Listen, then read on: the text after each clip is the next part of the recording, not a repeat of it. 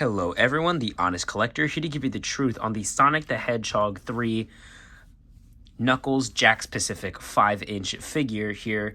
As you can see, I don't have the box. It does look like this. So basically this is Knuckles' packaging.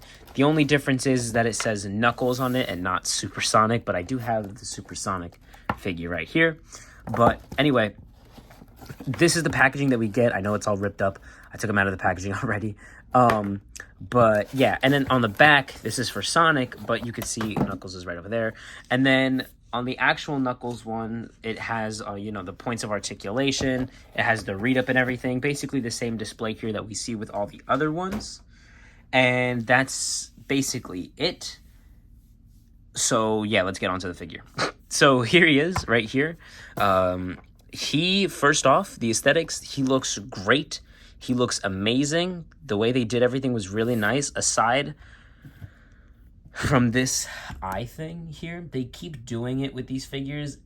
And it's like they were able to nail them the first time, like with Sonic and Tails. But with Shadow here, you have a problem where you can't see past there.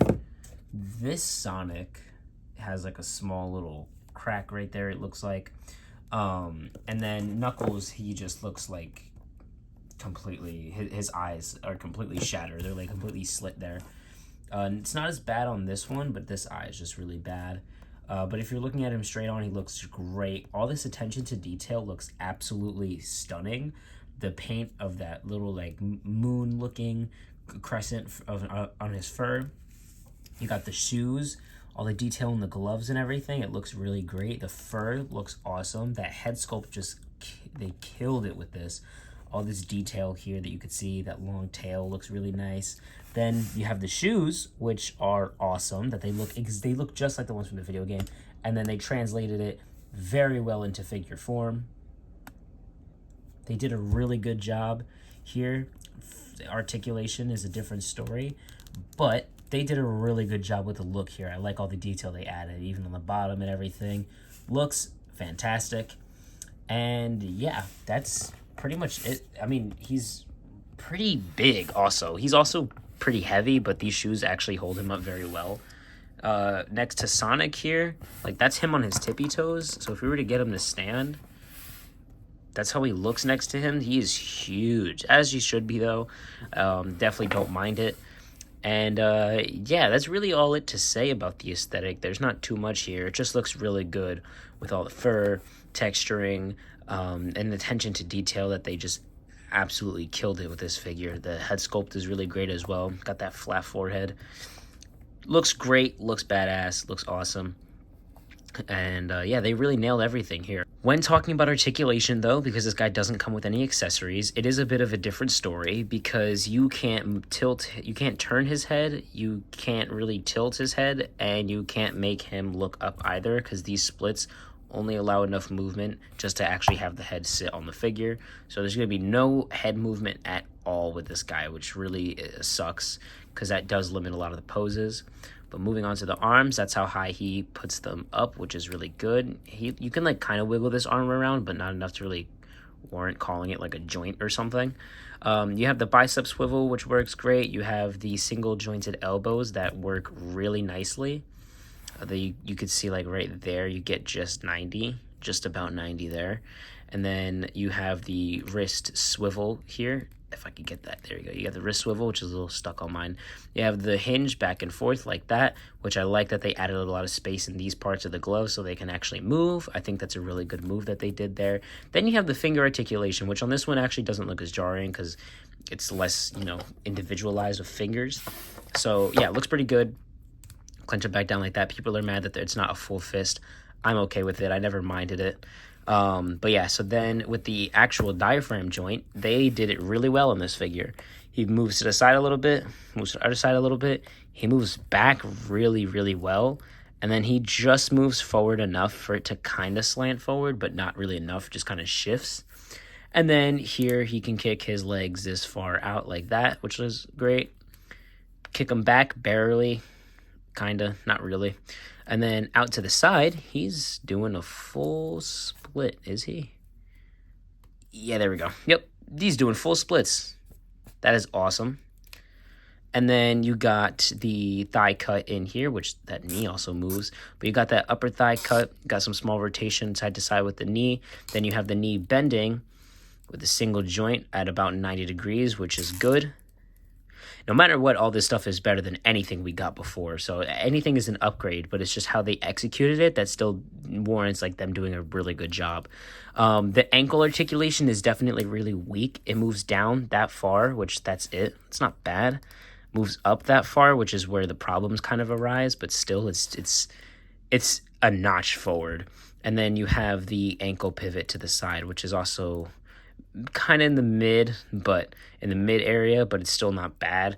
It definitely helps with posing. I'd rather have it than not have it. But yeah, so that is really it for the articulation here. So now measuring the guy. Long story short, I can't find the tape measure, but just take my word for it. This guy stands almost around the 5.5-inch mark because Sonic is just like around the 5-inch mark. So a little over that, like you see right here. And I will grab the 4-inch figures in a minute, but I want to put Knuckles next to the Supersonic from the same wave and next to the Tails from the first wave, but without that Chow mask thing. Just the Tails from the first wave, and now I'm going to grab the 4-inch figures. Here he stands next to the Sonic the Hedgehog movie 2, Sonic and Knuckles from, I believe, the second wave of figures. Here he stands next to his video game counterpart and the video game Sonic. Here's how he stands next to the classic Sonic 4-inch figure and the Sonic Prime Netflix show, Sonic Grim. And here he stands next to the Sonic Prime Netflix show Shadow, and as well as the Rusty Rose figure.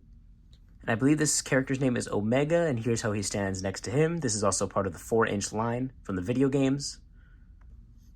And here's how tall he is next to the 4-inch Mario. And here's how tall he stands next to Hobo Spider-Man. Alright, so I decided to do something different here and pose them all together because I just thought it looked cool. But on here to give my final thoughts, this figure's awesome. If you can find this in your Target or Walmart and not have to pay like aftermarket prices, because I was searching down for this guy. Luckily, I found the last one at my Target. This guy's going for insane prices, as they all are going to on the aftermarket. So if you're even thinking about buying these, just get them. They're at a good price. They definitely deliver on detail, sculpt, paint, articulation, fun factor. The only thing they don't have are accessories, but honestly, I'm willing to accept that with the fact that these are only $15, and the amount of enjoyment that I've gotten off of these things are more than I could say for a lot of Marvel Legends in God knows how long. These things are so much fun. I love these figures, especially like the Knuckles as well. I think they definitely did a really good job for such a big character. He's able to stand. He's able to pose. You're not going to be able to get him in every pose you want because of the way the head is designed, but this thing is awesome. For the $15 price point, I'm going to give this thing a 9 out of 10, and that's a very high rating for this figure because it is $15 and it is awesome. I can't remember if I gave the Shadow an 8 or a 9. But I think if I did give it an 8, I want to give it a 9. I've just been enjoying it more than before, and these things are awesome. So that's going to wrap it up for my thoughts on this figure, my review. If you're new, please give this video a like and subscribe and turn notifications on so you know when I post more videos so I can give you the truth on the next figure. Thank you guys for watching, and I'll see you in the next one. Spread peace, love, and be greater together. Bye.